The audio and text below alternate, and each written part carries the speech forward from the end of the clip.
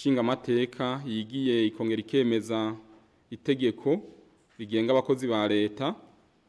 Dufasha aka kanya kugira ubwa mbere tubanze dushimire leta, dushimire n'abo twitoreye kuri iyo ntambwe idasanzwe badushikanyeko, kuko musanzwe muzi neza yuko iyigwa n'iyemezwa ry'iri tegeko ari ryo ryasa n'iryabanje guhagarika ibijanye n'ishirwa mu ngiro ry'umugambi wo guhanganisha imishahara, umugambi wo gukosora burundu ubusumbasumbane bw'imishahara.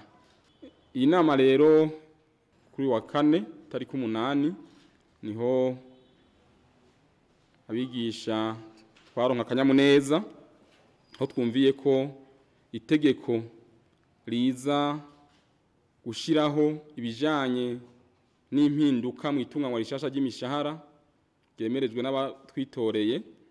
Ryo naryo mukaba musanzwe muzi neza ko ryari risanzwe ririndiranwa igishika n'abakozi ba leta kuva mu mwaka wa 2021, kuko ari naho leta yatanguye gutekanya amafaranga yari gukoreshwa mu bijanye n'igice gira kabiri cyo kosora ubusumbasumbane bw'imishahara. Nakaryo keza rero ko gukengurukira leta, dukengurukira nabo twitoreye, uko iyi ntambwe ntisanzwe igiye gutuma amafaranga leta yatoye muri uwo mwaka kugira akore ubijanye n'ikosorwa ry'ubusumbasumbane bw'imishahara, ndetse nayo yari yatowe mu mwaka wa 2020 ushira 2021, nayo nyine azoca ashobora gutangura gukoreshwa mu gihe caho inama nkenguza amateka nayo izoheza gahezagira ibikorwa vyakozwe muri iyi ndwi, hanyuma rigategwa ku mukono na nyene icubahiro umukuru w'igihugu.